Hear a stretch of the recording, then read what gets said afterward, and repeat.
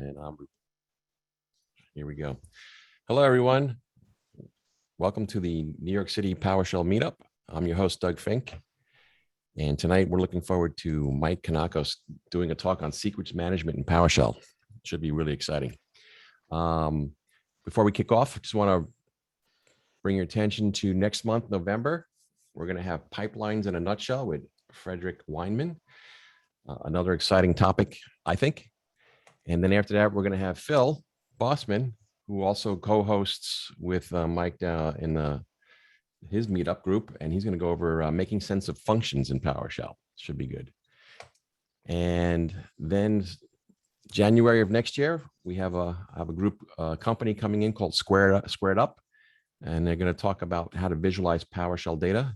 You'll definitely want to check that out. And they're going to be talking about giving away prizes and all kinds of good stuff.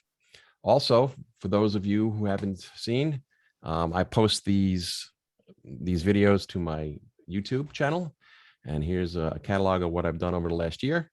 So I'll post this into the chat room. Definitely subscribe, hit the notify bell so that you know when the next ones are published. And I not only publish these, but I also do videos on PowerShell tools that I make. And you'll want to see when I actually put those up as well. So with that, tonight, Mike's going to kick the tires on the Microsoft SecretManagement module. Mike's a Microsoft MVP. He's a senior infrastructure tool person, creates automated processes and other kinds of tools. He's extremely active in the PowerShell community, does a lot of writing, does a lot of talks. So he knows his stuff, and he's likes to share it. And with that, Mike, welcome. Hey, everyone. How are you? Hey, Doug, thank you for having me tonight. Thanks for coming on. So as we kick off, if you have any questions, you can throw them into the chat, or you can raise your hand. And Mike, as you go along, I'll interrupt you when I think it's a good time for some questions. But I'm sure you'll watch the chat as well and pick up what you want. So with that, you want to take over the screen? And sure. Here we go. All right, let me figure this out here. How do I share screen again? Do you want to continue? Sure. Okay, screen one. Awesome. I usually do my group with Teams, so I gotta get a little used to Zoom. Hey, everybody. All right, so I probably could shut my camera off. We'll fix that in a second here. Stop video. All right, so we'll get some screen going here. All right, everybody. I only have 60 slides to get through tonight, so that should be fun. No, I'm kidding. We have 4 slides tonight. Going to make it really simple. My name, Mike Kanakos, as Doug just alluded to. I'd like to say thanks to Doug for having me tonight, and I'm going to be talking about getting started with the secret management module from the Microsoft PowerShell team. Reason I'm talking about this is because I love this module. It's really been a game changer for me in the way I work. So I've learned a lot about it over the past year since it came out. Well, it's been out for a long time, but I started playing around with it about a year ago in preview releases. Now it's GA, and would love to show you about it. So let's get started with that. All right.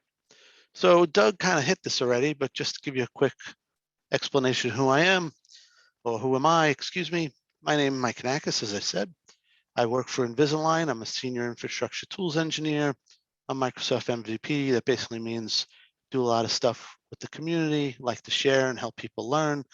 There's going to be people on this call that definitely know more than I do. I'm not going to say that I'm the be all and end all and know everything, but I like to help people. I like to share, and I like to help people figure out how to do things. So community is where it's at for me. I love to share with people, and I hope you find some value in this presentation. You can find me on Twitter. I'm very active on Twitter. I have a website. My user group is rtpsug.com. Phil Bossman and I are the co-leads. We'd love to have you come and join us. We have a meeting next week. If you want to check it out, head to the website or find us on Meetup and look for PowerShell, rtpsug.com. My GitHub has all my code. This presentation is in there. I'll share the link with you guys in just a second. And tonight, we're going to be talking about secret management. So what are we actually going to be talking about? Well, we're going to kind of go soup to nuts from 0 to 100, and hopefully try not to kill you with information overload, but give you enough information that so when the presentation ends, if you haven't started using the secret management module, you say, you know, when I get back to work tomorrow or next week, I'm going to give it a try. That looks really cool. So this link down here, I'm going to see if I can grab this real quick. Bear with me 1 second. See if I can paste this in the chat. Copy link. And I'm going to take this off for 1 second here. Browser. I made some notes for tonight's presentation that you might want to take a look at. That's what that link will take you to. The link is going to take you to my GitHub to a presentations folder, and all the files from tonight are going to be in this 2021 10 NY PSUG folder. And down here, these are going to be the files I'll be using tonight. This is a copy of the PowerPoint if you really love it that much. But more importantly, there's this notes file I made. It's got some links from some of the things that I'm going to mention in the talk tonight. And these are blog posts that either I've written or I've referenced or have used in the past to sort of learn information about secret management module and how it works. Some of my previous recorded demos for this talk will be here, and eventually Doug's will make it up there as well. So if you need to go back and look, this is my 4th time doing this demo, so hopefully this is going to be the best one. If you've seen this demo previously, this is a little different than the ones before because we're going to be bringing in Azure Key Vault into this demo. So I only got one more slide, and that's just going to be an overview of how this sort of works. So why don't we get started here, and I'll start letting everybody know what secret management is all about. So I'm going to assume everybody on this call has 0 experience with secret management module. If you have already installed it and are using it, great. You're ahead of the curve here. But we're going to start like if you've never seen this before so that everybody can keep up, be on the same page. So what the secret management module is very simple, is an engine. Okay, so I believe I got this right. And that's this right here. All right, and what the secret management module does is allows you to create secrets in your console and pass them over to the secret management module, and then it will securely store them somewhere. But what a lot of people don't understand is that the secret management module, as I said, is an engine, and it doesn't work on its own. You need a sister vault to go with it. And in here I have 3 vaults that you possibly could use. There's about 15. Microsoft, when they built this, they laid this out in such a way that requires the vaults to follow the architectural standard of what the secret management module puts forth. And there's a reason for that. Microsoft was smart enough to think into the future here and say, hey, you know what, if we make a secret management module and we ask a bunch of people or vendors to make vaults for us, each vendor is probably going to come up with their own set of commandlets. And if you're going to use multiple vaults, that means you may have to learn multiple commandlets to do the same functions in each vault. So the way that Microsoft got around that is that they built the engine, and the requirement for the engine is to have a vault that goes with it, but the vaults need to have the engine to work with them. So the vault, I think of this as like a management plane right here, and this is the storage layer. And the storage layer that Microsoft provides are 2. The Microsoft provides 2 storage layers. There's the secret store and there's Azure Key Vault. And there's about 10 or 15 other modules that have been built by the open source community that cover all the biggest products that you're familiar with, like LastPass, 1Password, CyberArk, things like that. So there's probably a module out there for no matter what you're looking to do with secret management. And I'll explain this all a little bit more in the future. But I just want to kind of lay out that if you want to get started with secret management, you're really installing 2 modules. You need the management module, and I'm going to say this a bunch of times to drive it into your head because it's confusing. The secret management module, think of as the engine, and that's what this slide is going to show here in 1 second. And specifically, I'm going to be talking about the secret store module, which is Microsoft's local storage on your machine. The secret store module is a vault that stores your secrets. All right. And the idea here is that when you're working at the console and you want to create some piece of information that you want to store as a secret, and remember, secrets are not just credentials. Secrets can be an API key, it could be a string of text, it could be a GUID, it could be a subscription key, it could be anything that you want. A vault can store many different things. It can store hash values, credentials, strings, lots of different pieces of information can be put in a secret vault. And the module allows you to interact with the vault, to put that information into the vault and to recall that information when you need it. However, for most people, when they think of secrets, they think of credentials. So for tonight, we're really going to be talking about credential management. But remember, secret management means you can put any piece of information that you really want in that vault and store it, and it's safely encrypted while it's sitting there on disk. Okay, so here I am, I'm at my console, and I have a username and password, and I want to pass that over the secret management module for management.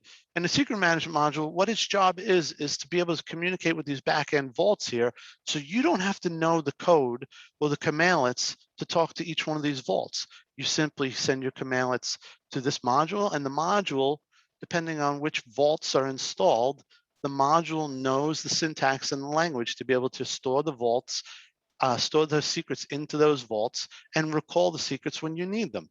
Now, I have 3 vaults on the screen here. You may just live with one at work. I use 2 modules, two vaults, excuse me.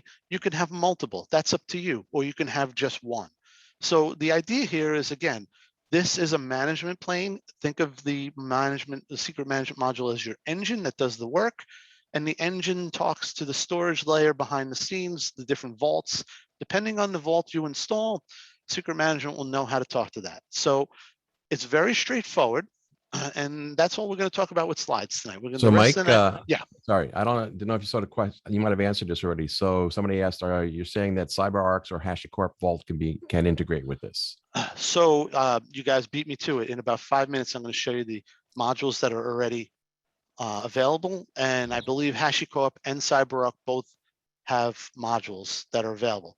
Okay. And I will talk about that in maybe 5 minutes. Okay. And I know this may be jumping way ahead, but Sure. Even as a community, we could actually probably step up and write something that integrates using the plugin architecture of the secrets management to make it work with CyberArk if we wanted to. Absolutely right. And so Awesome. To foreshadow just a little bit about what Doug just said, there are 2 officially blessed modules for vaults, and that is the Secret Store by Microsoft and Azure Key Vault. Everything else that's created that's in the PowerShell gallery is an open source module built by a community member, which I'm going to show you guys in just a second. Before we do that, I wanted to give you a little lay of the land here so we understand what you guys are going to be looking at tonight. So because I have a couple of different machines, I'm using a remote desktop manager to make it easier to jump between the machines. But just so we're all looking at the same thing here, I'm an AD admin, so the tests that I'm going to be doing tonight are going to be in my AD lab. I have a DC and I have 2 clients. And on client 1, there's a account named B Goodman, and on client 2, there's an account called M Parker. And these 2 accounts are local admins on their machine, but not in the domain or to each other. And that'll be a little important later on. But so you understand what we're talking about here. We're going to be working with 2 client workstations and a DC. And so before we get into all the details of how secret management works and all the nuances to it, I thought the best thing to do is to show you how it works so you can actually get a visual, and then we'll talk about all the pieces that actually make it work. So the way I'm going to do that is I'm going to use PS Remoting, WinRM to connect from a client to a DC because that's my world. I'm do AD all day in Azure, and I'm often remoting to machines to grab data. So if you're not familiar with PS Remoting or WinRM, you don't really need to know the specifics of that. Other than that, it's a secure session from a command line. And when you connect to another machine, you have to authenticate.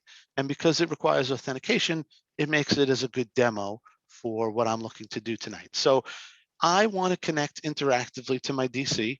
And the way I would do that is with the enter PS session command. And what this command says, if you're not familiar with it, is, hey, I'd like to connect. I'd like to start a PS session on this server.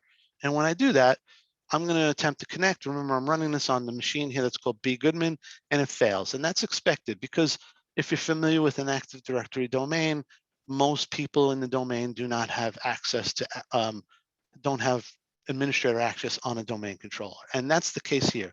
B. Goodman is just a regular user. So when B. Goodman tries to remote to my DC, the connection is denied. So I can get around that. I can use the credential parameter that's on that, and I can type in some credentials, and then I can authenticate to the DC if I have permissions and go along my merry way. And the way that you would normally do that prior to the secret management is a number of different ways, because Microsoft never gave us a way to sort of handle credentials in an elegant way. So some people save credentials to a variable like I'm doing here. Some people use a CLI-XML command and have an encrypted file on the machine. Some people will type them in all day long. There's a lot of different ways that people have handled the credential problem in PowerShell, but secret management sort of solves that for us. And I'm going to show you why it solves that for us by kind of doing it the old school way here. So I'm going to log in here twice to make a little demonstration. But the way I used to do it in the old days is I would save my credentials using get credential to a variable. So if I do that here, I'm going to get prompted for credentials, and I'm just going to type in some random text here for a second. Okay, and I'm going to do this again with the real account that I want to use. And we're going to come back to this in a second. So now, going back to what we were just doing, I can run that same command, enter PS session, connect to my DC, and I can pass in my credentials using a variable. So I don't have to sit there all day long typing in my credentials all day if I do a lot of connections between servers. And the other way that I would do this is I would run one PowerShell console as my standard user and another one as my admin user. None of those are really loved by the security teams, and I'm going to show you why. So when I connect here, this is going to work just fine. And I'm going to make a connection to my DC. Come up here in just a second. And if you're not familiar with how remoting works, and when you make a secure session to another machine in PowerShell, Microsoft changes the prompt and puts a label on the front that tells you what machine you're connected to. And now I have a secure connection to DC01. And if I want to know who I am on this console is connected as my admin account. But we are here as B. Goodman, right? And just to get everybody on the same page, just to verify, I'm on DC01. So for management purposes from PowerShell, this command prompt is connected to DC01 and is authenticated with my domain admin user called mkadmin. Okay, that's great. There's nothing wrong with that. That's sort of the tried and true way that a lot of people have done that, right? So I'm going to exit this session for a second here. And we'll clear this up a little bit. All right. So why is that not a great thing? Well, your security team doesn't love that, because when you're saving passwords to when you're saving credentials to a variable on your machine, it's inevitably being stored in memory. And PowerShell doesn't put a lot of effort into securing that data. And if you're someone who logs into a jump box or something like that, and you have a credential that you're using all the time, you have a variable that's in use for many hours of the day, or maybe you just disconnect at the end of the day and that session is sort of always open, it takes almost nothing to reverse those credentials, right? So here's just some random text I typed in before when I was typing in dummy creds. So it takes no work for someone with a little bit of PowerShell knowledge to be able to possibly get those credentials from me when I'm storing it in some of these old methods, because there's nothing really secure here other than PowerShell putting just the least amount of effort in to make this a secure string. So that's why, that this is not really a loved method for managing passwords by our security teams. So, to do that same thing with secret management is very simple. So I'm going to do this same task here, enter PS session, DC01, but now for the credential parameter, I'm actually going to call a command called get secret, and I have a credential in my vault called cred mkadmin. And this is, if you were using the secret management, this is all you would do to authenticate. Well, wait a minute. I just got prompted for a password. I wasn't sort of expecting that. Well, so one thing you need to understand about the secret management module is the two questions that I get the most when I do this demonstration is, can I use this Azure Vault? And today I'll say the answer is yes, but if you saw this demo 6 months ago, I'd say no, or I'm not sure how. And the other question is, is secret management great for automation? How do I use it with a team of 5 guys that need to run scripts all the time? And I'd say you really don't. And the reason is because secret management works just like most of the password managers that you're probably familiar with, like 1Password or LastPass, which is there's a concept of a master password. So what happened is when I ran this command, I have not used my vault in quite some time, not since this afternoon, and it's timed out. So the secret management module is, and the vault that's behind the scenes is saying, hey, you haven't logged in a while. I need you to give me your master password.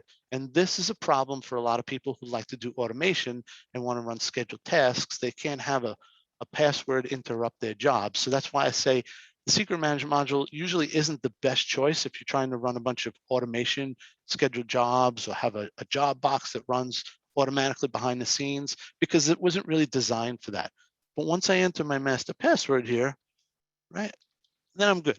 And so what'll happen is it's authenticating me now, and it's going to go on and it's going to continue this conversation that was having. And that conversation basically says, go get the vault, or get this credential out of my vault. Now remember, I didn't specify a vault here. I just said get secret. So get secret is the command to communicate with the vault, and it takes that information. The vault is encrypted. It unencrypts it on the fly, passes it down into this credential param here for this commandlet. And then it makes the connection just like before, but the difference is I don't have any variable storing information. Nothing is available in memory that's insecure. It's just a much cleaner, elegant way to deal with passwords and credentials, and it's just easy. And there's not a lot of work involved. And once I set up my credential in my vault, it's there until I change it. It makes it really easy. So, and just to kind of reinforce that point here, you can see that I'm running as mkadmin on DC01.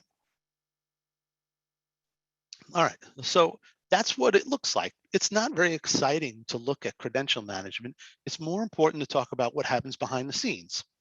So the bulk of the stuff that we're going to be talking about tonight is going to be that behind the scenes stuff, because passing credentials, passing secrets into PowerShell code is usually a trivial task. If there's a credential parameter or you need to call a string or something like that, that's not the challenging part of secrets management.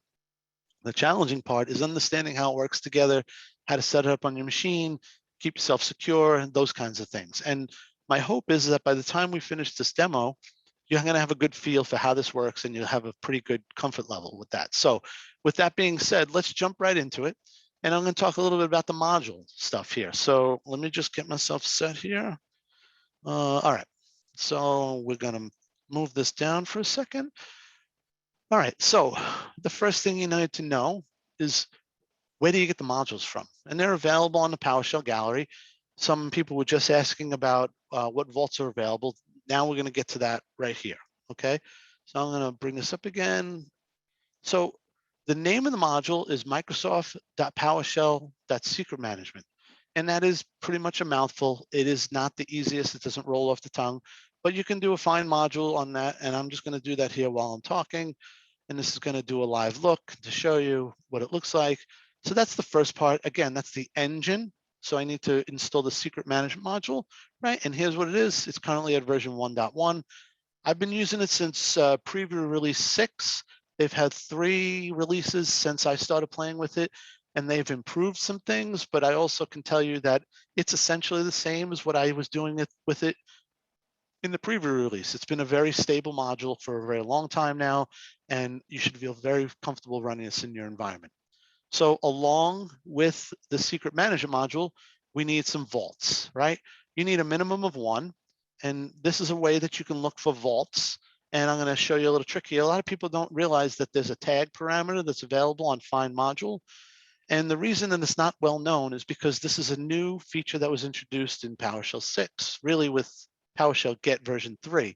So we're talking about PowerShell 6 and PowerShell 7. So if you're running PowerShell 7, this is built in already. If you run PowerShell 5, you will need to install the PowerShell Get module, the newest version. All right. Once you install the newest version of PowerShell Get, you are able to do this search that I'm going to do here. And I'm going to let this rip.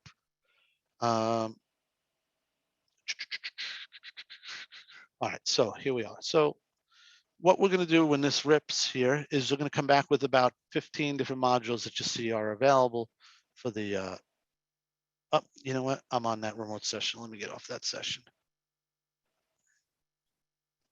I got to kill some time here. I got to wait for this to time out.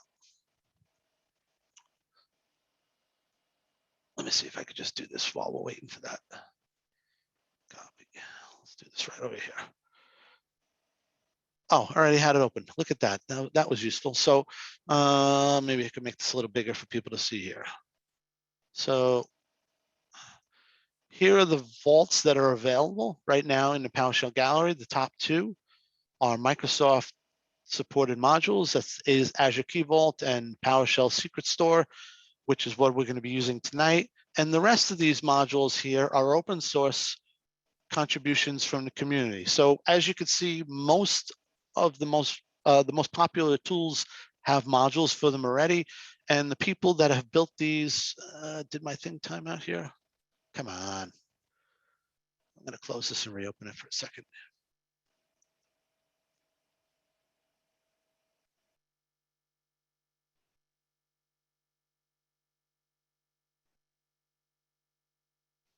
Sorry about that. I left the session open on the DC and I wanted to kill that session because it's going to hang out on me. Just got to wait for PowerShell to start up here. So I'll talk a little bit here. I wanted to show you guys something. That's why I'm looking to run my command here. All right, so real quick. Let's see. All right, and we're going to run this real quick. And while that's running, oh,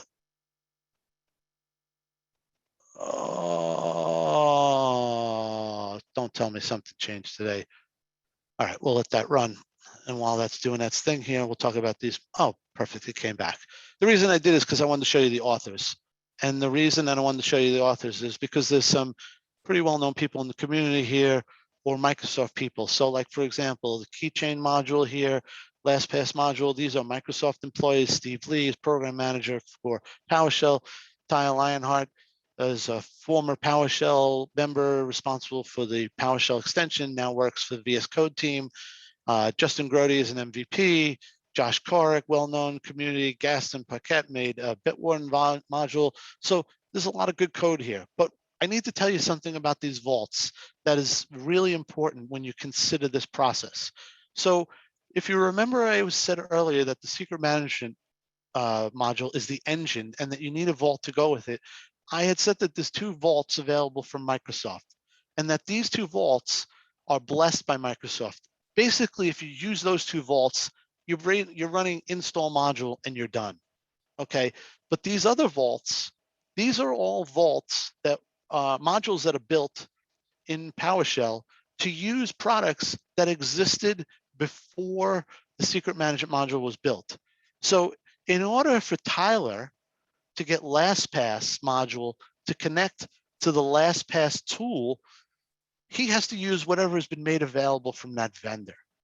So in the case of LastPass, I use LastPass at home for myself, but I can't use this module because LastPass has only made connection to their database via the LastPass CLI, and the LastPass CLI only runs in Linux. So Tyler probably uses Linux on his machine, so he built a module to do that. I can't leverage this vault because LastPass didn't give him a way for Windows to interact with LastPass. So the reason I say that is when you want to install any of these modules that are not the Microsoft blessed modules, you're going to need to go to the person's GitHub repo, and every one of these has simple instructions on what you need to do to set up the vault. And it's a little different for each one because, like I said, each vendor has made different tools available for modules to be able to talk to these vaults. Whereas with the Secret Store and Azure Key Vault, they're built from scratch from Microsoft. So they follow our standard syntax of install module and you're done. So Brett throws out here that he thinks LastPass CLI was expat. I don't think it's available for Windows. I think you need to run Cygwin. The last I checked, but I'm not 100% on that. But that's the case. You have to look into each one of these modules and find out what the parameters are that you need to get the module to connect to each one of these tools. So like KeyPass is a local install on your machine. That one's easy to connect to. But some of these cloud-based ones need you to grab like an API key or something like that, or have a login.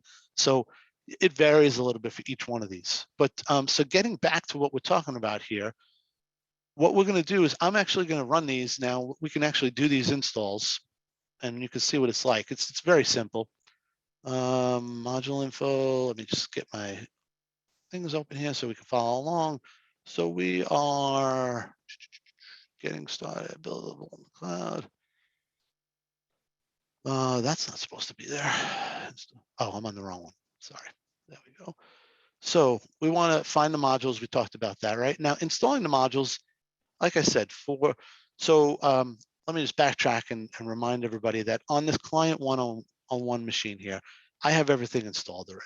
I have a working demo. I have secrets in my vault. I'll show you all that. Client 2 has nothing. And I did it that way so we can actually do the installs together, and you can see that it's a very simple process.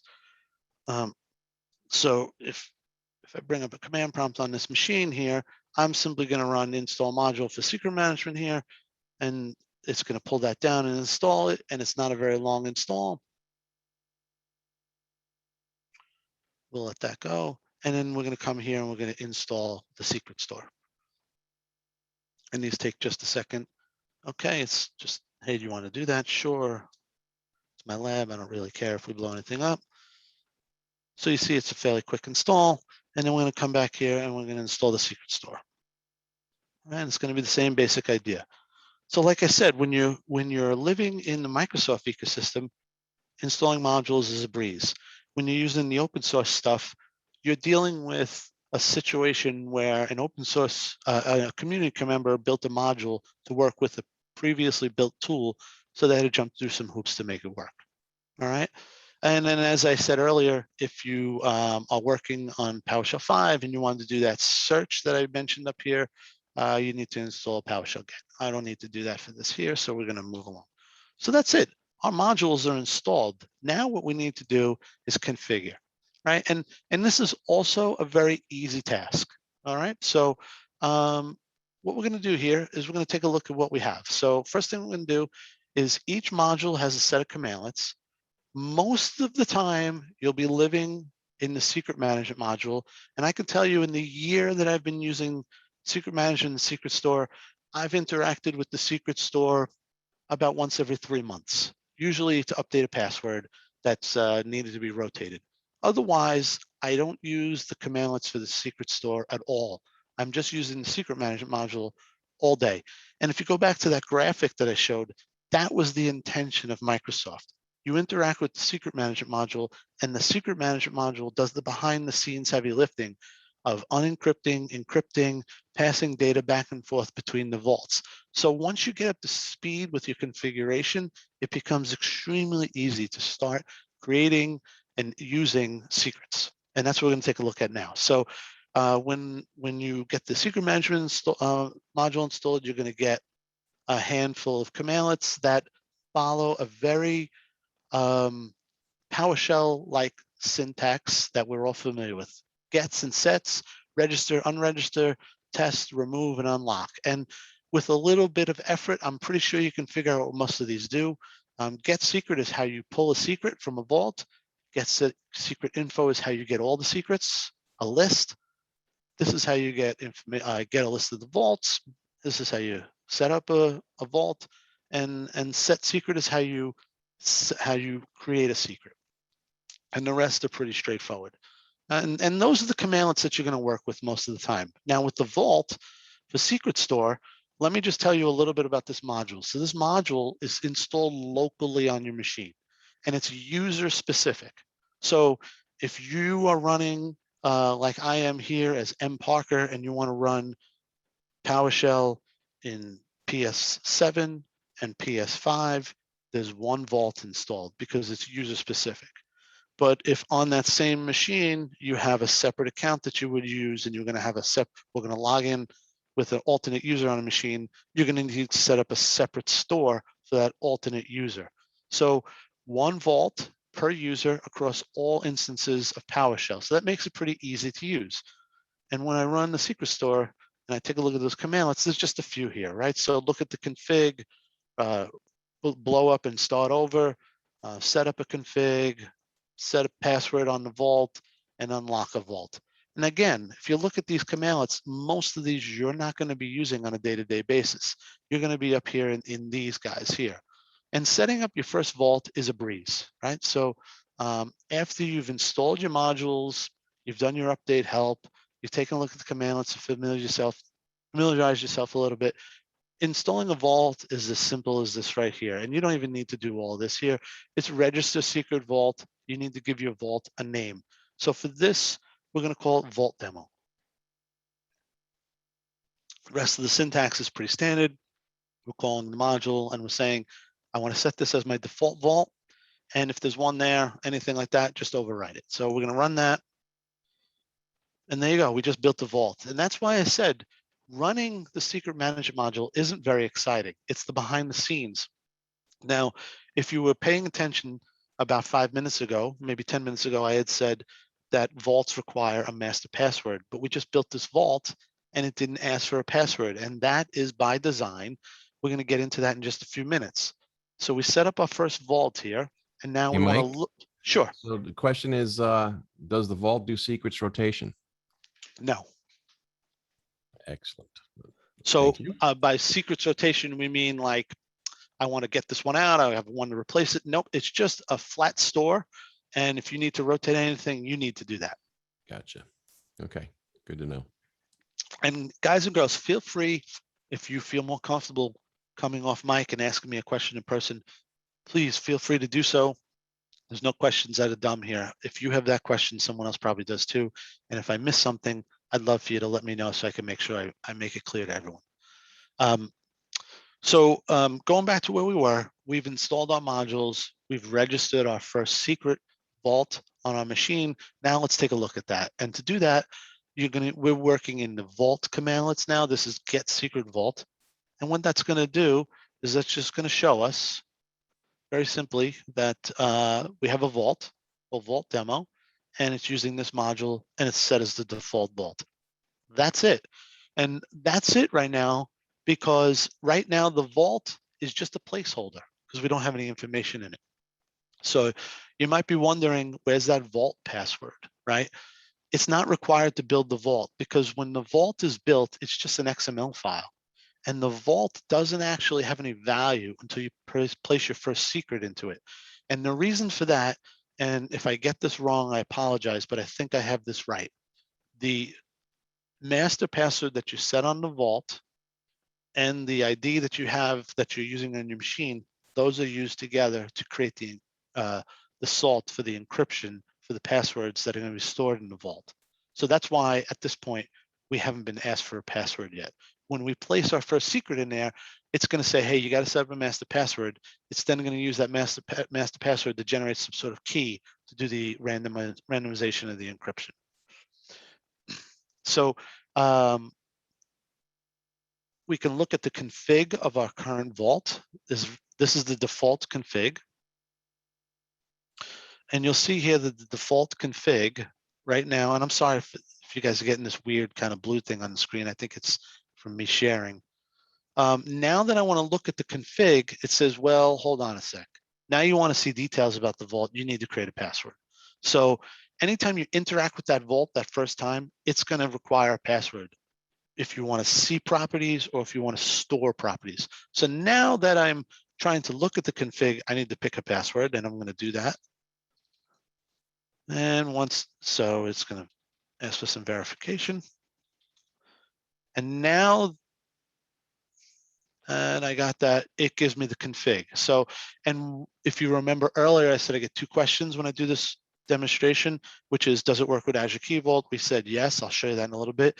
The other one people asked is this good for automation in a group environment? And this is why I say no, because it's scoped for a user.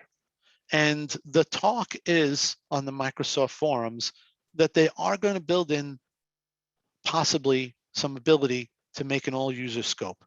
They haven't figured that out yet. The functionality has been scoped out, but you can set it to all users now, but it doesn't do anything.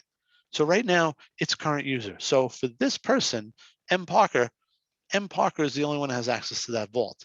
Now, is there ways around that? There absolutely is. But I would argue that the ways around that basically negate the purpose of using a vault, because you can start placing the vault in a different location. You could shut off the master password. But why did we use SecretManagement in the first place? Because we wanted to have an encrypted, secure place to store passwords. So now we're trying to open it up again to allow access to other people. We're sort of fighting ourselves here. So my answer to people is if you're looking to do automation and you need a way to manage secrets, secret management module for PowerShell is not the way to go. You're probably going to be running your automation with some third-party tool or maybe in the Azure cloud, and you should probably go straight to Azure Key Vault direct, or use the tools that are built in to whatever third-party tool you're using for automation and scheduling of jobs. So that's my opinion on that. A lot of people don't agree with me, but it really is scoped for the user that you installed this for. All right, so I'll just take a quick break here. I don't see any questions in the chat, but maybe something I've said doesn't make sense or is confusing or gone too fast. Does anybody have anything they want me to review or go over?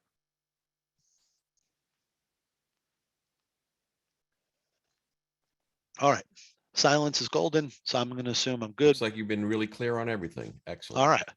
Well, that's what happens when you do it 4 times. The first time, maybe I wasn't so clear. Awesome. All right, so I'm going to close my door because my dog is barking at somebody, and you don't need to hear that. So let's talk about those secret configurations, secret vault configurations. So if you look down here, I talked about current user. Authentication is via password. You can change that, you can shut it off. And there's a password timeout value. This is in seconds, it's 900 seconds, that's 15 minutes. And an interaction is to prompt you when the password timeout has expired. So you can change that very easily with some simple commandlets. So if I run this here, now I'm going to change the configuration. I'm going to increase the timeout value to 30 minutes. Saying, hey, you sure you want to do that? Sure. So now if I run my same commandlet again and pull up, now it wants me to authenticate. And I'm sorry if there's, you guys getting some blue static on the screen? I'll see if I can fix that. Maybe a little bit. Maybe a minimize and a maximize will help us out here. Now, all right, I'll see what I could do. Maybe if we, am I full screen here? I think I'm full screen. I think that's why. There we go. What happens if we minimize this and bring it back up? Oh, that's better. And we don't need this one open, so we can close this.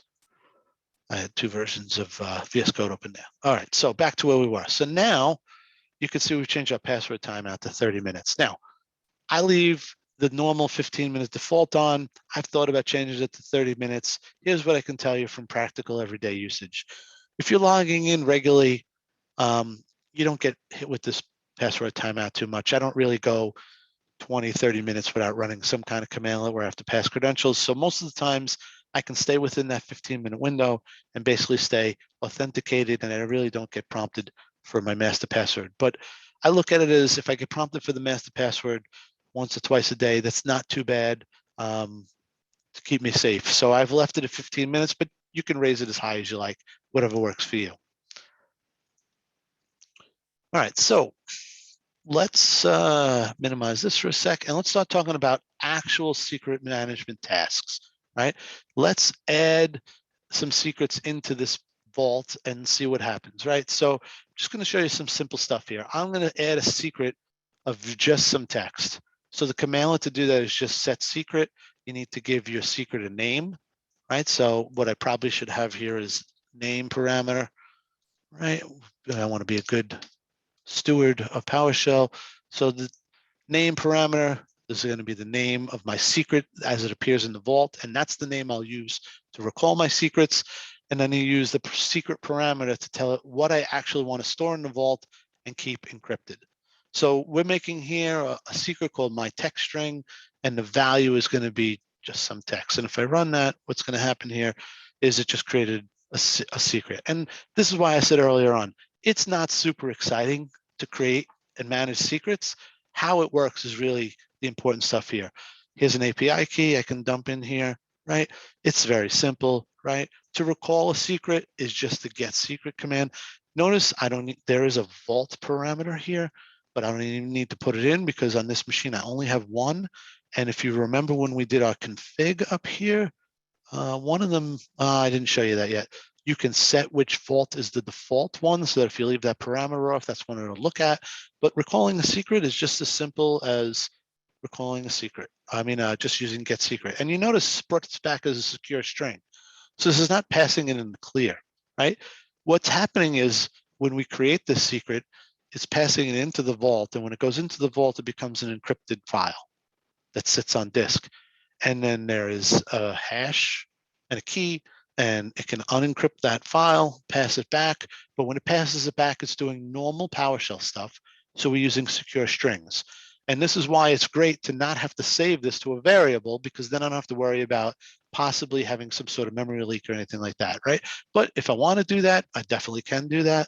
I could pass it to a variable, right? Now I have this variable here, A, and A you can see is a secure string, and I could do A password.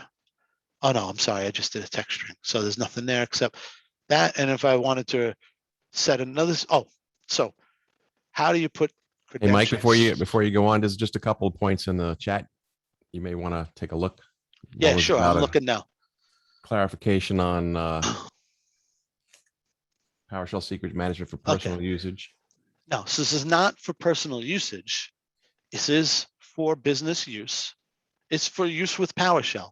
What I'm saying is this is not meant to be used in a situation where you have an automation box that's going to run 30 or 40 scripts, and you need to call secrets and call a bunch of different secrets to pass into scripts. And why is that? Because that master password is going to time out, and it's going to break your script when it runs and it tries to call the secret, right? So again, you can shut off the master password. That's something you have to think about, right? What's the value? What's safety? What's the level of safety for you? But for us, everyday admins, desktop admins, AD admins, software admins, you need a place to interact with PowerShell, and you don't want to have to type your passwords, or you have some GUIDs or some connect strings for databases that you need to save and you don't have to type it in. Secret Managers is a great place to be able to store some data, have it sitting on your hard drive or in a cloud, safe, secure with encryption. It's just that when you build a box to run jobs and you set up 10 jobs on there, and each job needs a different credential to run that script, that gets challenging because secret management wasn't built for that scenario. That's what I'm saying. It's absolutely supported and used in a business scenario. And I would recommend that all of us should be using something like this to work securely at our PowerShell command prompt. I'm just saying that for the automation scenarios, there's better solutions, all right? And there are guys that are making this work. One way that guys have made this work is they have all their jobs run as a service account. And if we're talking Active Directory, they have a service account that maybe has domain level access or some elevated level of access, and all their scripts run as a service account. Okay, so you can log into that machine as the service account, possibly create a profile, set up the vault on your machine, put the secrets into your vault, and remove the requirement for the password. The secrets will still be encrypted and on the machine. And then when your jobs run and the service account is interacting with the vault and there's no password, the service account can recall those secrets and run. But when you need to start switching users and grabbing different secrets, it can be a little bit of a challenge. So I'm not saying it can't be done. What I'm saying is, from a best practice standpoint, there's better tools to solve that problem than trying to hack away at secret management to make it your automation solution. All right. As if you're a user running scripts interactively, then secret manager is useful, but if you're running automated process in Key Vault directly, may be a better option. Brett Miller said it way better than I did and in a lot shorter time. Is there a way to sanitize the PowerShell history to keep these set secret command entries from being stored? Well, that's a good point. So when we are doing set secret, those are not going into your history because those are secure strings. And so secure strings don't get passed to the history. So that's the benefit of PowerShell coming in. Secret management is leveraging secure string. Secure string keeps it out of the PowerShell history. So there's no passwords to be remembered or recalled from your history file.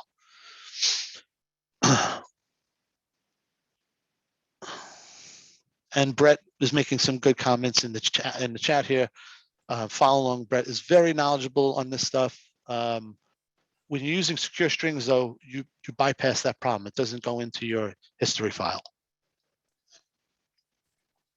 I think I also saw, I'm not sure if it's on point. Lee Holmes just said, I think Dongbo actually just is checking in some new features for PS Readline to make the scrubbing even smarter. So, Oh, are you telling me that Lee Holmes is on this call with us? no, I'm not. Okay. I All saw right. him. I saw him tweet about one of the Oh, okay. PRs. One I of was the going to PRs say, going. don't need to put pressure on me, you know. Sorry, yeah. No, you're good. I admire Lee very much. I want to make sure I'm representing Microsoft's products in the best possible light. Excellent. All right. I'll post the link. I'll post the link to the Twitter that he said, and people can take a look at it. Okay. Sure. So as I was saying here, you can, if you like, to save your credentials to a variable, you could still do that, right? And then you could pass that variable in instead of doing get secret all the time. I don't do that. I don't find any value in it. But we had gotten to the point where, say, how do you pass credentials in, right? Because up until this point, we've been passing in simple lines of text of some sort. And I should say that I'm not going to show it tonight, but the vaults can handle hashes and all different kinds of data inputs, right? But I'm going to be focused on credentials. And the way that you do that is just use a get credential commandlet to create a PS credential object. And that PS credential object gets passed into the vault and saved that way. So the way we do that is to just simply do the syntax like this. So I'm going to set a secret. The name of this secret is going to be called cred mkadmin. And let me explain, I'll show you in a second here. The names that you pick for your secrets is entirely up to you. I have a naming convention I like to use just to keep things sort of straight in my head. But this name that I'm using doesn't follow any standard or requirement. You can name them anything you want. And then the secret that I want to pass in is where I'm going to run the get credential parameter. And when I run that, it's going to prompt me here. And it's going to say, what's the user that you want to create a object for, right? And there you go. I just created a credential object. And now, if I wanted to look at that, I'll show you that in just a second. But let's go back for a second here. We talked about this API key I made before, right? So here's how you set one. And how do we remove?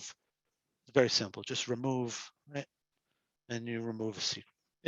Like I said, this stuff, once you get up to speed, super simple to do, right? So that's the basics of vault tasks, creating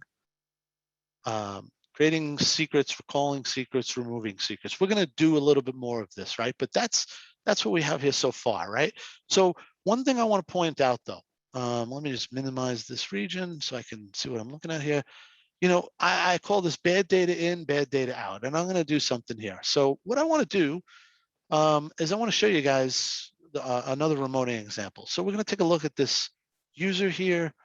This is another user in my dummy. Let's try that again. F8, not F5. Let me jump over here and run over to here. Vault tasks.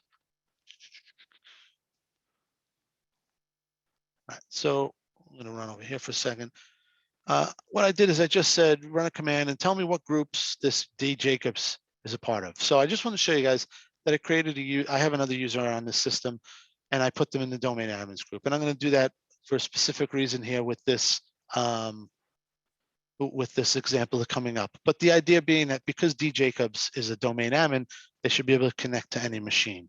All I need to do is authenticate, right? So I need to create a credential for D Jacobs, and I'm going to do that now. Okay, so when I do that, I did it again. I hit F5. F8. When I create a credential for D Jacobs, I'm going to purposely mistype the password, right? Oh.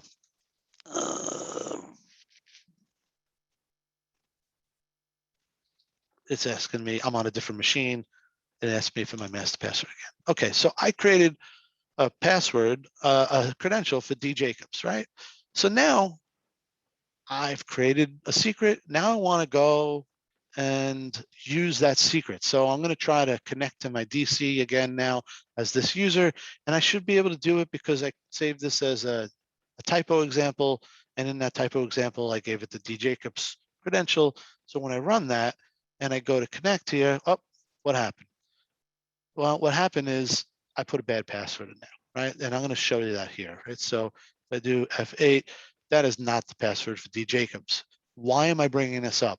Because bad data in equals bad data out. Secret management does nothing to validate the text that you type for your secrets.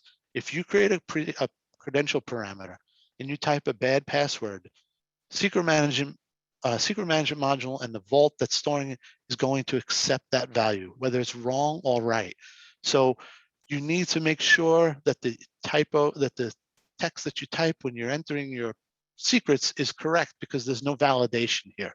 It's just simply accepting the data. And then when you go to use it and you get errors and you get red on the screen, you're going to be wondering what happened. Well, what happened was when I made the credential, I used a bad password. I had a typo. It saved it with the typo. And then when I recall it and I pass it, I got a bad typo, bad password. So I just bring that out because when I got started with this module, I kind of got hung up on that. I made some typing mistakes and I didn't realize what happened. And until I kind of got the feel of reversing secrets and all that stuff, I didn't know what the heck was going on, right? So I point that out to everybody now in every demo. Be aware of what you're typing. It's going to accept whatever you put in there, right? And I said before, if you want to use a variable for your passwords, you absolutely can.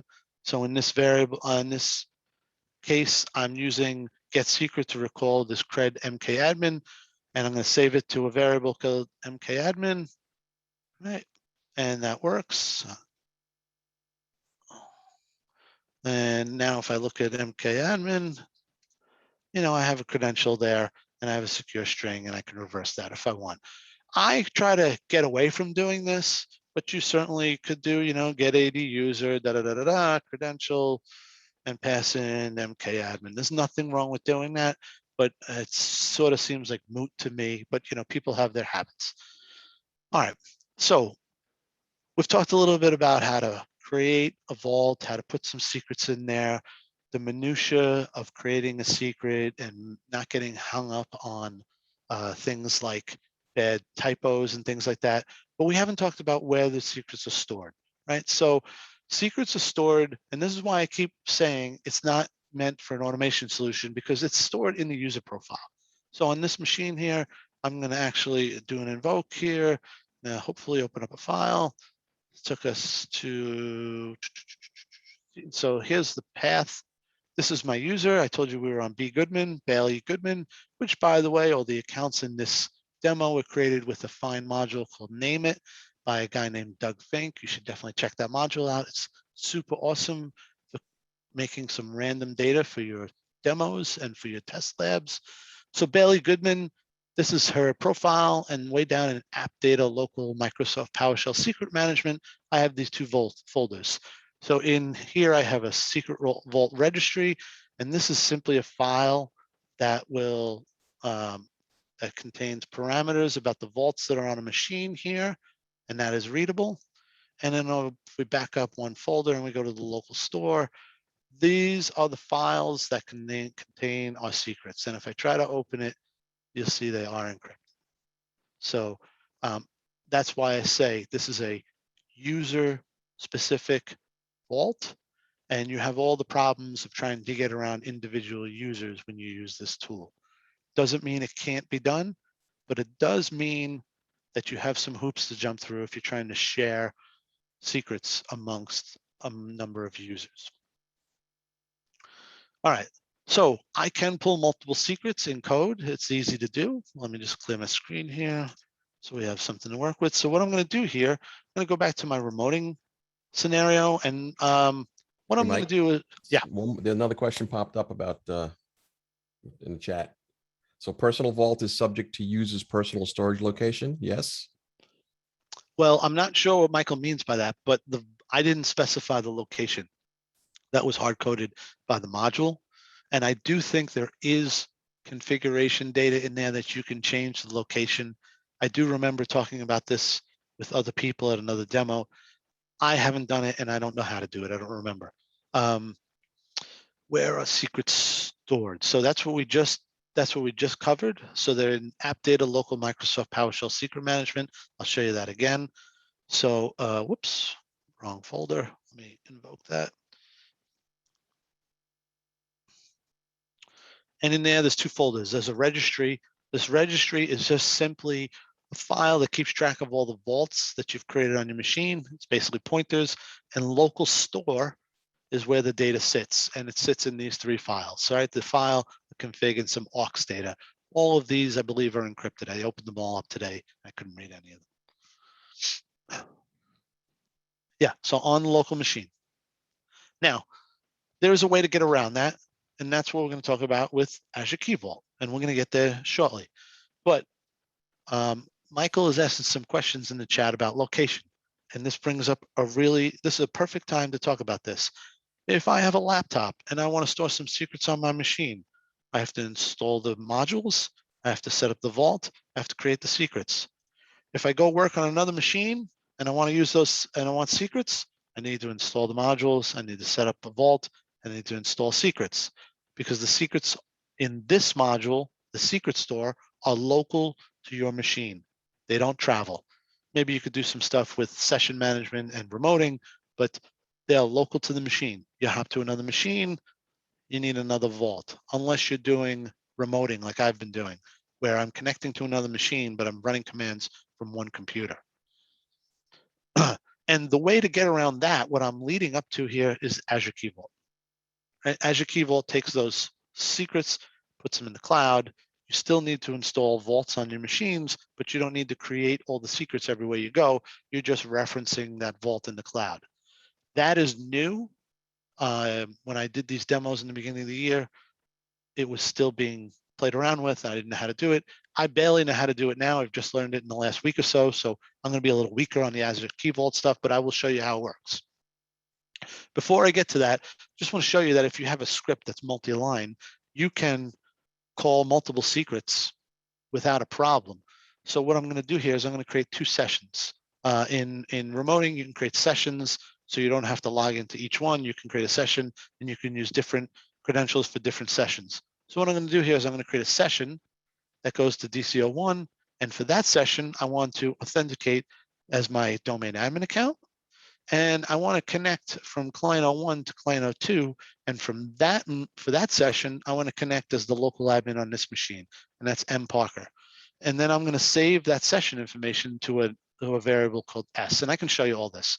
But if I just run this, right, it does that all on the fly. And the time that is being spent here is not secret management. It's actually Windows remoting, creating those sessions behind the scenes. Those are encrypted connections to the machines. So now I save them to a variable S. There's the data there. This is the same as doing get PS session, right? And the reason I did that is because I'm now going to run this command here. I'm going to say invoke command. Invoke command is another command you can use with remoting. Before I used enter PS session, which is an interactive command prompt on a remote machine. Invoke command is a command that you run when you want to pass code to a number of machines and have the output returned to you. But when the command finishes, the session, the command prompt is still local on your machine.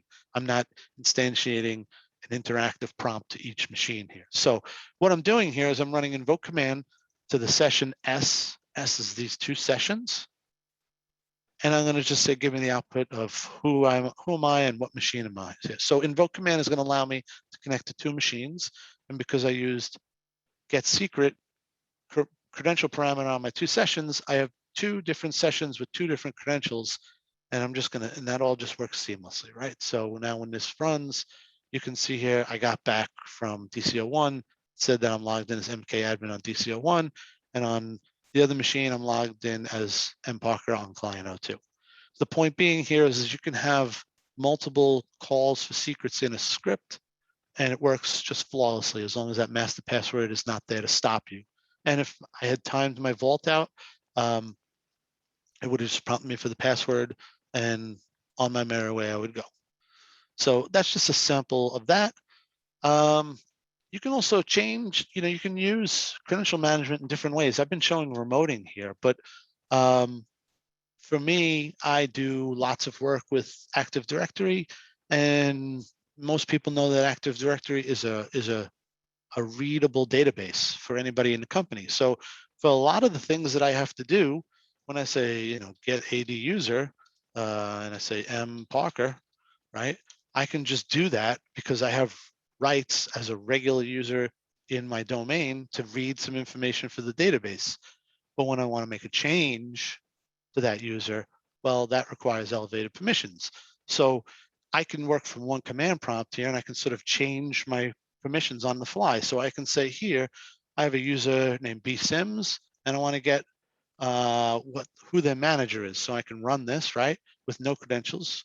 Sorry, I changed. Let's.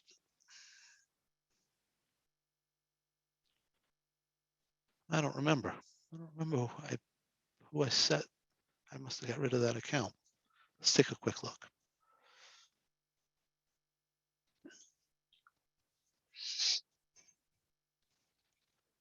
Oh, I did get rid of that account, and I forgot who I used instead. Did we use this one? Let's take a look. Profile. Well, let's just set a manager. This is D Jacobs, and we'll say A Snyder. Oh, you know what? We're not going to set anybody here. We'll do that. We'll do it on the fly. How about that? Let's go back to what we're doing. All right, so we're going to say for D Jacobs, I can pull that data without having to use any credentials, right? So I can pull that here, and I can see, oh, there's no manager set for D Jacobs. But now with Credential Manager, I can set permissions on the fly. But in this case, I'm not passing credentials in, right? I don't have rights as my regular user account here to set information on that user. We got to fix that. D Jacobs, and right, I want to set it. I want to set their manager there. Well, B Goodman doesn't have rights, right? But now if I want to just on the fly, oh, I have an alternate admin credential, and this is going to fail. So let me fix that. D Jacobs. D Jacobs, must have missed that in my practice.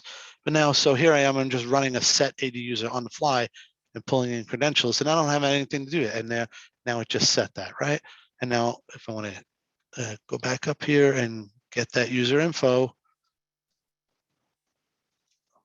you can see now we have a manager set, right? So you can use your secret management in line just as you work throughout the day. You just say, get secret, give me the credential I want, and you're off on your way, right? And now I'm going to make that null again. I'm going to clear that out.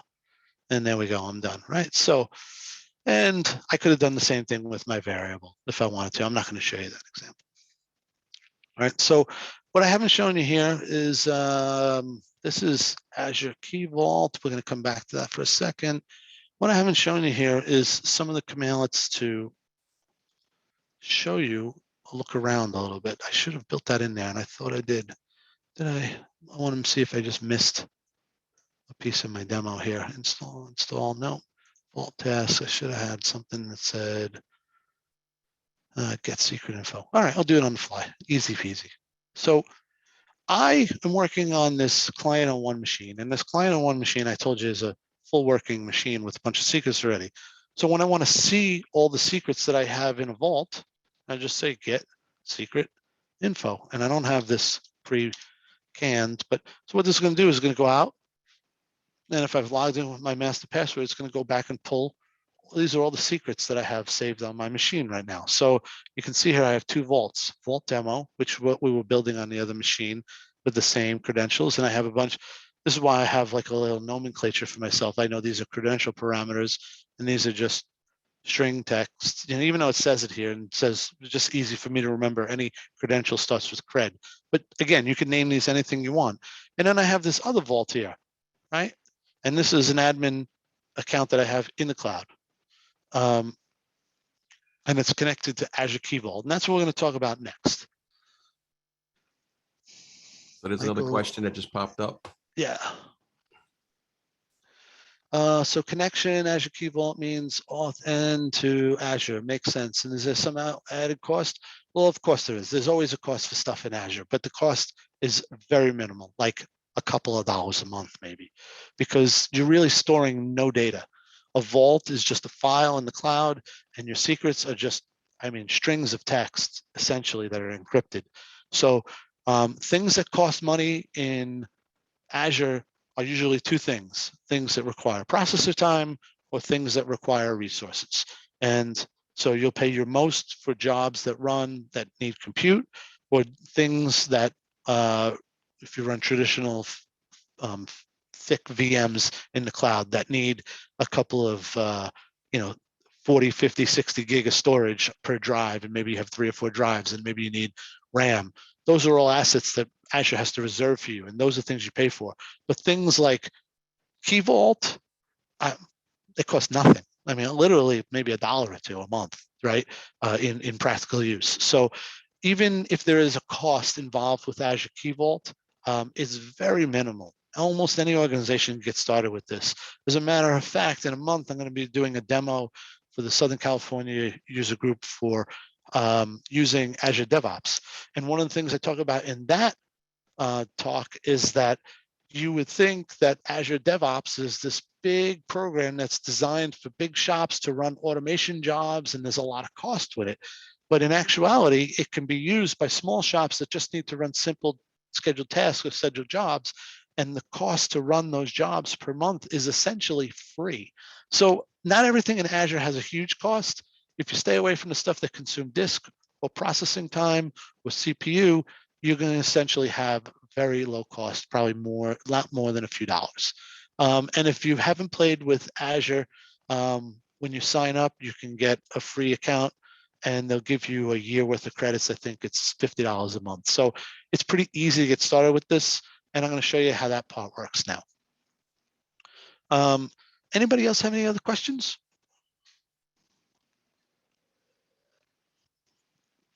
All right, so I have to give a little bit of a disclaimer here.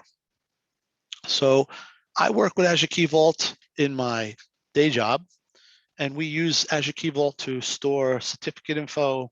We're using it for secret management, but I have just figured out in the last week how to connect the secret management module to the Azure Key Vault. And now that I know how to do it, it's ridiculously easy. But the documentation for this is not great. So much so that when I tried to do it the first time, I couldn't figure it out. And that's one of the reasons why I placed a note in here. This file in particular, there's an article by Thomas Mara. In there, he actually shows the syntax, which I'm going to show you in a second. His article here is a cut down version of what I've showed you tonight, how to install, how to register, set secret. But when you get down here towards the bottom, right here, this is the syntax you need to set up Azure Key Vault and connect it to secret management. That's what we're going to do now. We're essentially going to do this piece. And then once you make this connection, as I stated in the beginning of the demo, you work with the secret management module. Once the connection to the Azure Key Vault is made, you just use get secret, set secret, remove secret. You don't have to do any special syntax to go out to the Azure cloud. Right now, so why am I telling you all this? I don't know that I can answer every question you guys may have for me about Azure Key Vault and the secret management, because this part is very new to me. I'm still figuring out some of this myself, but let's go through it and I'll show you what we can do. Oh, we just got another question. Yeah. In the chat. Are the vault entries limited to the current PowerShell session, and can they be used in other parts of Windows, like a saved RDP file? So you're saying you want to RDP to a machine and pull a secret from a vault? Is that what we're trying to figure out here? If that's what you're thinking about, I don't think you can. It's interesting. No, actually, I'm sorry, it's not here. No, what I'm thinking is my admin account is also in CyberArk. Could I pull it down, put it into a PowerShell, entry, and then use that RDP file, just reference the local PowerShell, locally on my machine? So here's why I'm not sure about that. And this is the part, like I said, it's some things I have to figure out.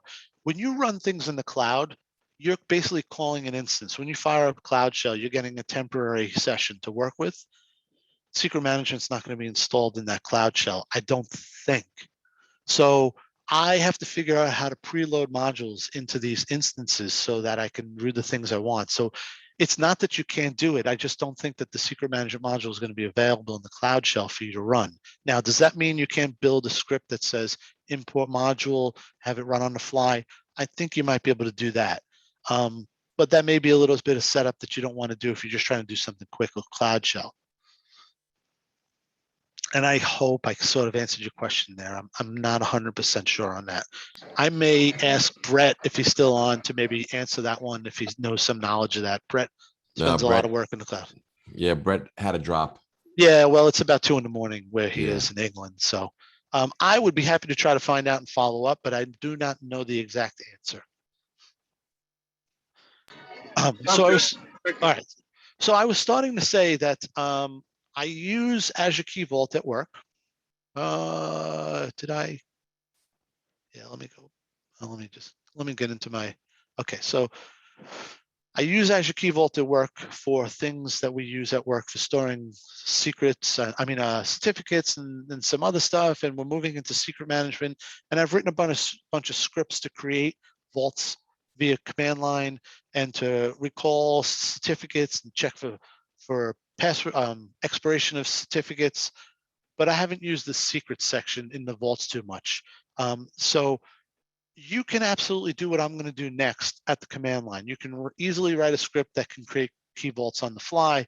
But for this demo, I'm just going to go and make a vault. So if you're not familiar with key vaults, I'm just going to give us a little run through here. Okay, so I've gone ahead and I've created 2 vaults.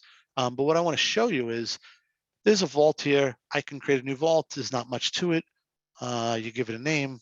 You tell it what resource you want to put it in, and you're basically on your go. You give it a name, region, pricing, review. There's access policies, which I'll show you in a second, but essentially you can say review and create, and you're going to have a new vault. All right. So I'll show you that in a second. We're going to, all right, so I created this vault already. So a lot of people are not familiar with Azure Key Vault, so I figured we'd do it in the GUI and get a little feel for it. So Azure Key Vault is unique in that you can store 3 different types of information here. You can store keys, secrets, and certificates. And there is something called access policies. And in access policies, you get to set permissions on each one of these areas. So certificates have the most extensive set of permissions, and that's because there's more things to do with creating, importing, and deleting certificates. But all the normal permissions that you would expect exist for these 3 areas. And then you can set secrets in here. All right. And I think I have this test vault. Okay, so you do have to think about this for a little bit because this access policy that's here is very important. All right. So access to this is a combination of this access control blade here and access policies. And I don't want to get too deep into this because that's Azure. That's not really PowerShell. But Azure access control is allowing people into your resource group. And then when they're in the resource group, you have to allow them access to the vault. And I'm making a big deal about this because I'm going to show you something here that you may think is not awesome. All right. In this vault here, if I go back here, I have a secret out here and we're going to play around with this for a little bit, but I put a secret out here, my ID. Okay. The way secrets work in Azure Key Vault is it's an open vault that's able to be view the information. So permissions become of paramount importance.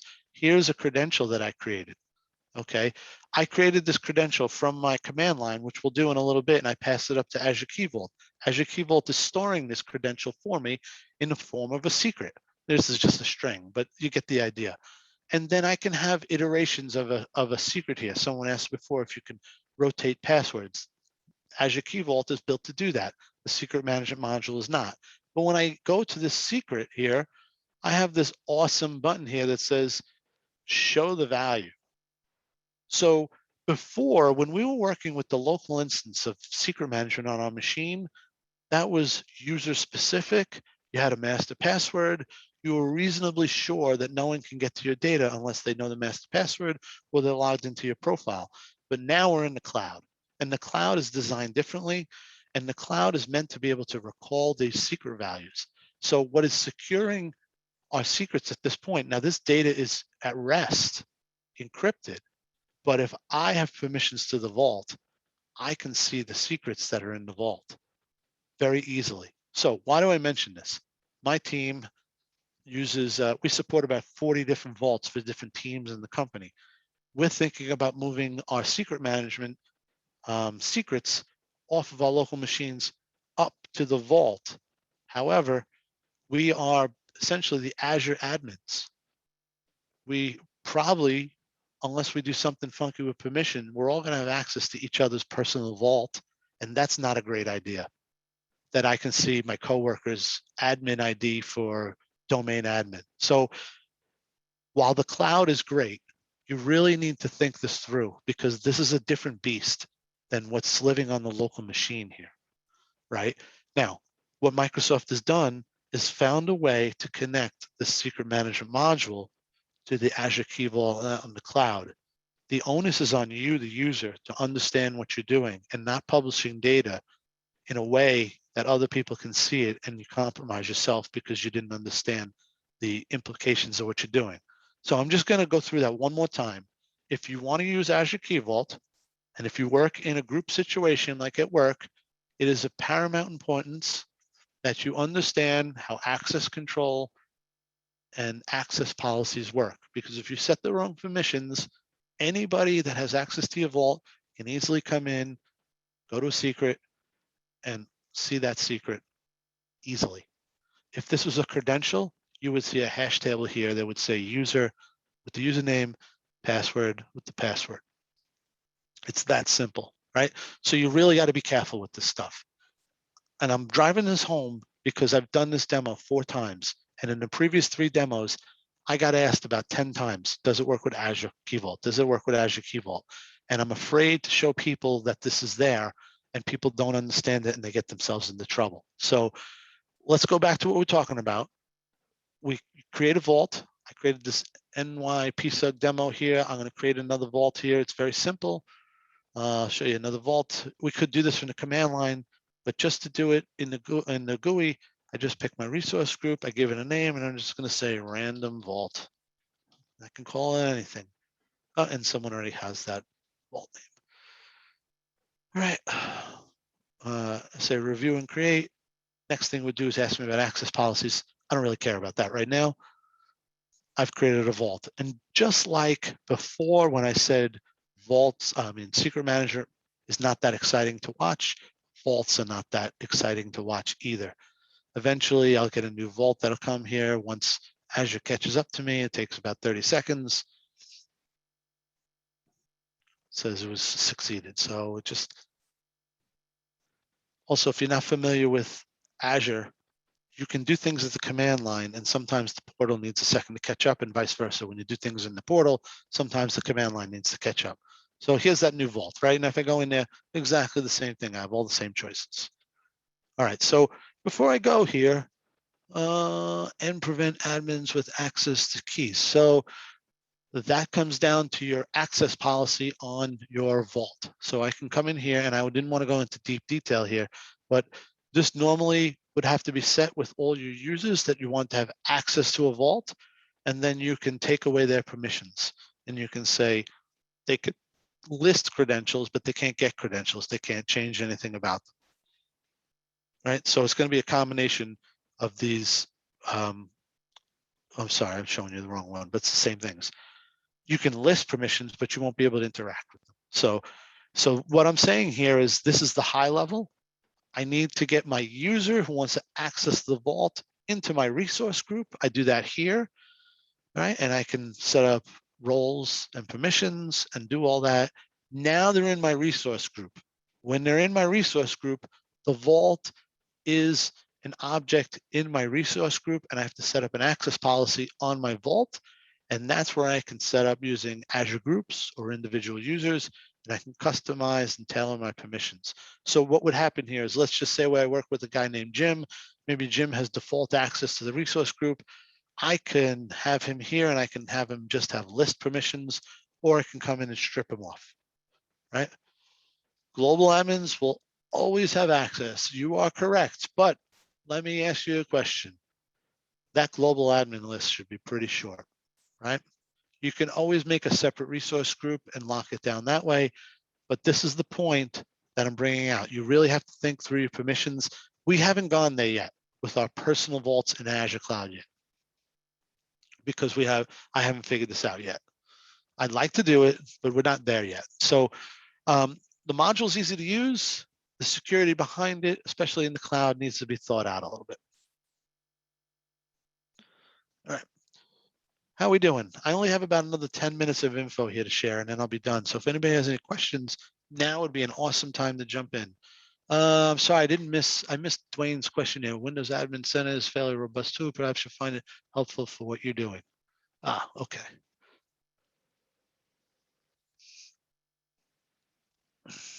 All right, so let's get back to what we're doing here. So now we're going to go and do Azure Key Vault, okay? And Azure Key Vault is super simple to do. Once you know the syntax, which I pointed out in that article, right? I did this part, we build a vault in the cloud, right? Azure portal, okay?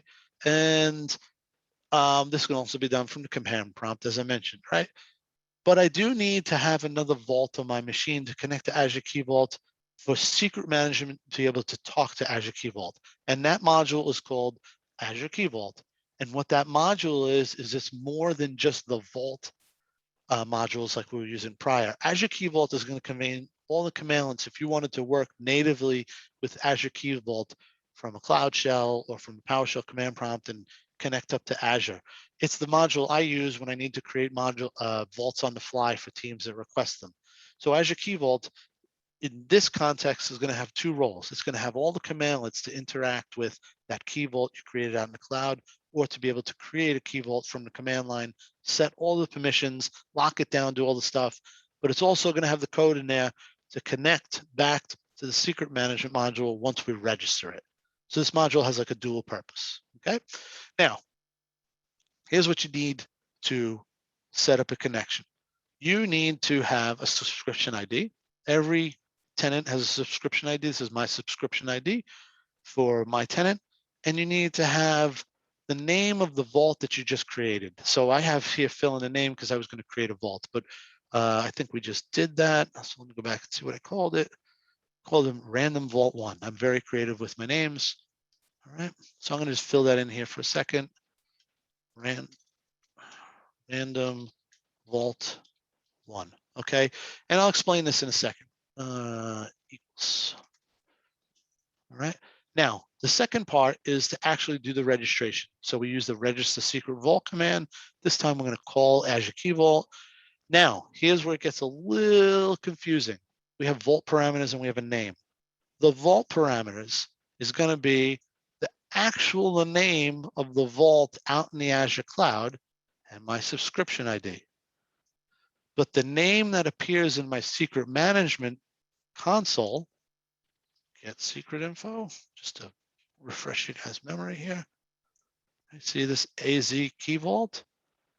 This AZ Key Vault is pointing to NYPSUG demo. So this is a friendly name that you can call it whatever you want in your PowerShell environment. So this is, give me the friendly name you want to use in your PowerShell environment and tell me the vault name in the Azure cloud that you want to connect to. Does that make sense? All right. So once you have these two pieces of information and you've authenticated to the cloud, it's simply a matter of running that.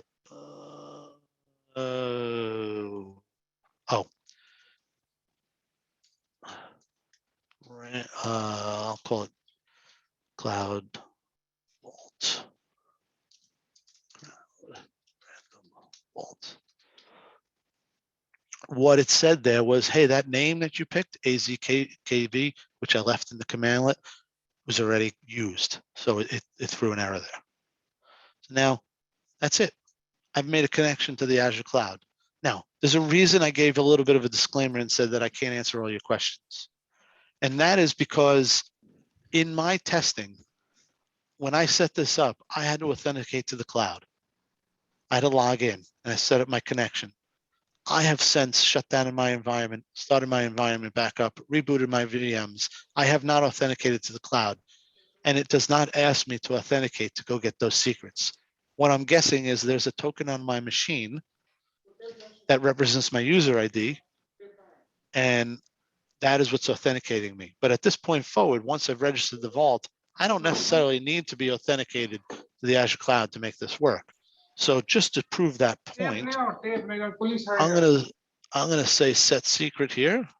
I'm gonna call this cloud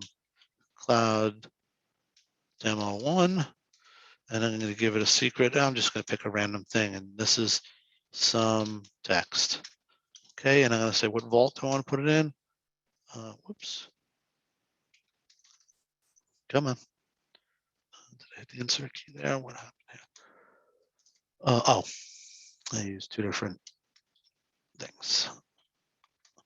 Vault, all right, and then I called the vault cloud random vault. Copy, but I want to see, can I tab through here? Look at that, I can tab through. Okay, it knows what's there. So I'm going to say save that to cloud random vault. I wasn't expecting that to happen. Again, this is where I may let you guys down a little bit on this demo because this is about a week old for me. I can show you that I do have get secret info. I can show you here that I have cred mkadmin in the cloud, which I made on this machine. And if I go back up here, go to key vaults, I should have picked NY. I do have a secret out here called cred admin in the cloud. And that was made from my command prompt. Why it's not working, I probably need to authenticate connect.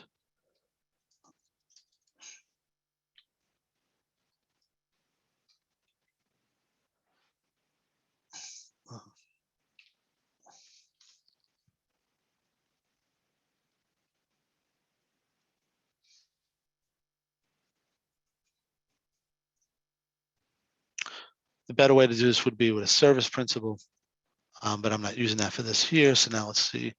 Oh, that's going to go on my pay as you go. All right, that may be a problem. Let's try it again. Let's see what happens. Yeah, I authenticated to the wrong subscription. I have 2 subscriptions, and that's why I'm having a problem right now. So I am sorry, guys. I'm not going to troubleshoot that because we've been an hour and a half already. That was good to see, though. There's also another question popped up or comment.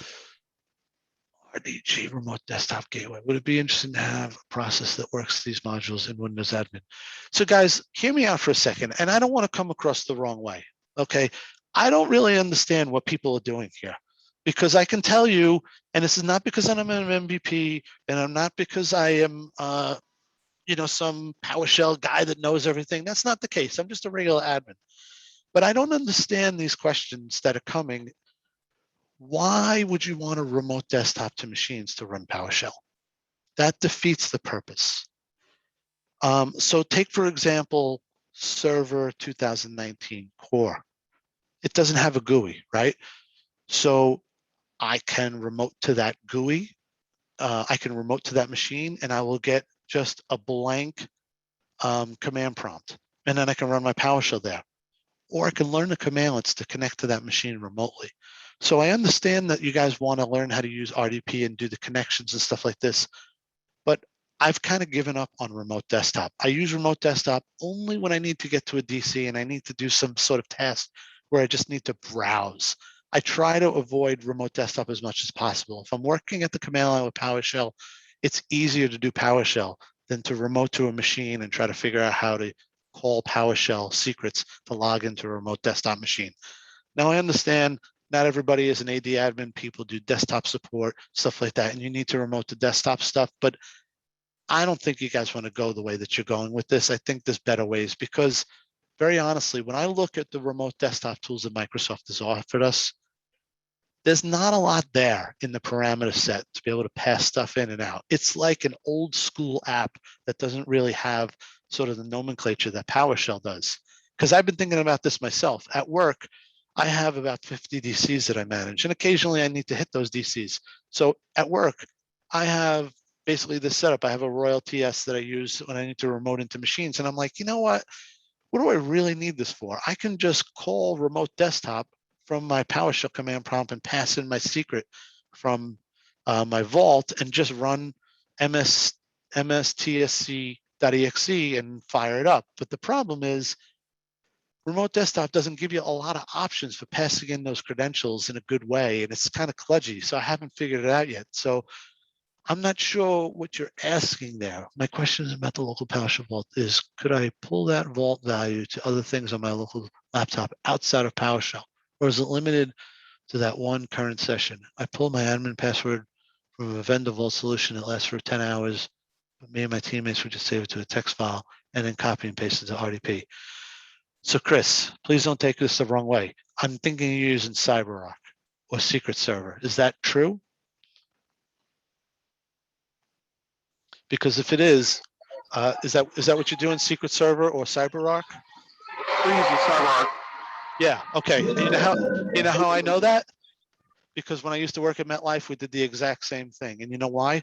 Because CyberArk was set up super poorly. So I had to check out a password for the day, and I just needed to check it out into the vault, out of their vault, so I can reserve a password for me. Because the way CyberArk works, for people that aren't familiar with it, is you don't log in with your credentials to machines. CyberArk creates a bunch of random accounts, and you check out an account and you use that credential until you check it back in. But the way CyberArk is meant to work is that you try to hit the machine and CyberArk makes the connection for you. But a lot of people don't have that set up. So what they use is CyberArk as a vault, and they check the secret out of CyberArk. So now I have this password, and this is this password that changes every day. And I have this password for a day, and now I have it in a text file, and now I got to use it in PowerShell so I can count. And I understand that that's a limitation in your environment, but that's really a really not secure setup, right? Because you copying out passwords, you're saying the text files, and you're importing them into things. But your question was, I pull my admin password from a vendor vault that lasts for 10 hours, but me and my PMers just save it to a test file and then copy and paste it to RDP. I think what you are trying to do is what I'm trying to do, which is if you could call remote desktop from PowerShell and use the secret vault, that would be better than using the remote desktop client and having to type it in. Yeah, that's where I'm going. That's where I'm wondering if it's possible. Yeah. So if I have some free time, I was thinking about sitting down and trying to figure out how I could build a module or a function that could call RDP and pass in the credentials. But I also, like in my world, I have a group for all the servers that my group owns, and I wanted to read that group and make a dynamic list that I could tab through so I didn't have to type all the server names in. So I'm trying to figure out how to solve that problem, but I haven't gotten there yet. And I sympathize with you because I worked 10 months in an environment that has CyberArk, and it was onerous. It was hard. So I understand what you're trying to do there. It's just that RDP is probably not a great thing. However, what you could do is you could basically do what I'm doing here, which is, so this is Royal TS. It's a paid product, but there is an open source version of this by Devolution. I forget the name of it, but basically you have credentials, and these are remote desktop connections here. And when I run and I go into properties here, I have the credentials, the information for the connect, and over here it says credentials. And it says for this credential, use the credentials from this parent folder, or I could pick a specific credential name, right? And I could drop down from my list of credentials, right? So you can have all your files set up to use the same credential, or you could put them in a folder like I have here, and you could set a credential on the folder. I've used that. And then each day you just come in here and change the password in the credential file, and then you don't have to update any of these because they're going to read from that file. No, I've used it. I think it's great, but it's not on the enterprise where I work. I'm sorry, it's hard. You're not allowed. Ah, Yeah, we're not allowed to use it. I hear It's you. never easy. It never But hey, is. hey, thanks for at least thinking about it. And I'll shoot you a message on Twitter. Yeah, 'Cause if definitely. you could And figure out a great way, that'd be awesome.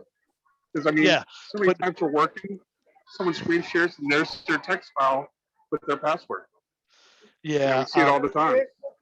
so in my environment, and I don't want to get too far here. I'm sure Doug's looking to wrap this up here, but I can just give you a quick answer. In my environment, we had 10 admins and 6 domain admin accounts that we could use to log into machines. So the first 2 people that would log in the morning would just grab an account so that they didn't get locked out during the day.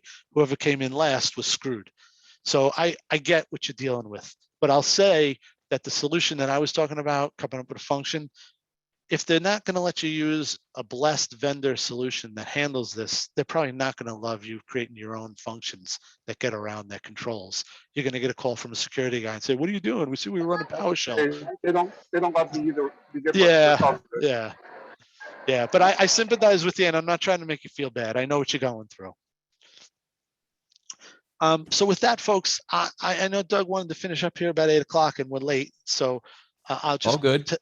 just say I went through a lot, and I knew I was going to cover a lot tonight. The idea was to show you how to get this installed, get it running, and be able to start using it on your machine. And if you were game, you can go on and try to figure out how the Azure Key Vault part works. But I've got a number of articles I've written. I've shared some links to other articles. They're all really good resources to follow up on stuff that I've done. I'm happy to answer any questions for stuff that I didn't cover or was confusing, but that's the information I had to share tonight, and I really hope you enjoyed it. I'd love to know what everybody thought, because I've been doing this for a year and it seems simple to me, and I'm trying to make this as demystified as possible, but I hope it was understandable for everyone.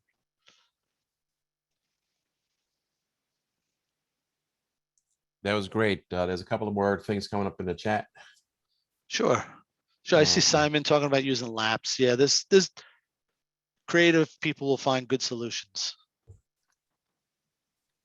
It's good stuff. Good that Microsoft provided this module as well, and we'll see where they take it and improve it. And who knows, maybe we'll Yeah, get some you good know, stuff. I want to give some credit to the PowerShell team. They've really, from the get-go with their early versions, they've really done a good job. And if for those that are not familiar, you know, all the PowerShell code now is open source. So if there's something that's not working in this module, you can go to their GitHub repo, you can open issue, and I found the solution for logging in to the Azure Key Vault from an issue that someone else placed about a year ago and said, I can't do it with the module you gave us. And basically the comment was that we left a parameter out of the instructions. So definitely reach out to those guys. They're doing a great job, and they are trying to make themselves as open to the community as possible. Plus, most of those folks are up on Twitter, so you can pop those questions on Twitter with a hashtag PowerShell, and maybe with this module name. Plus, like guys like Justin are out there. He's done a whole bunch of things in this, and Mike's on there. I'm on there, so we can see the questions. We can route them. So there's lots of places to get help and have some conversation. Yep. Awesome. Well, Mike, I appreciate it. Thank you for taking all the time to go through this and present it. Really great. Thanks for everybody for coming. People have come back, people that are new, and hopefully next month we'll see some more of you folks come on board, and we'll go through pipelines in a nutshell. Thanks All right, everybody sir. for hanging out tonight. I really had a great time. I appreciate everybody's questions. All right, I'll see you online, Mike. Yes. And Phil, we'll see you in a couple of months, if you're still up for it. Awesome. All right. I'm going to sign off. All right. Take care, everyone. Have a good night. All right. All right. Bye. Bye.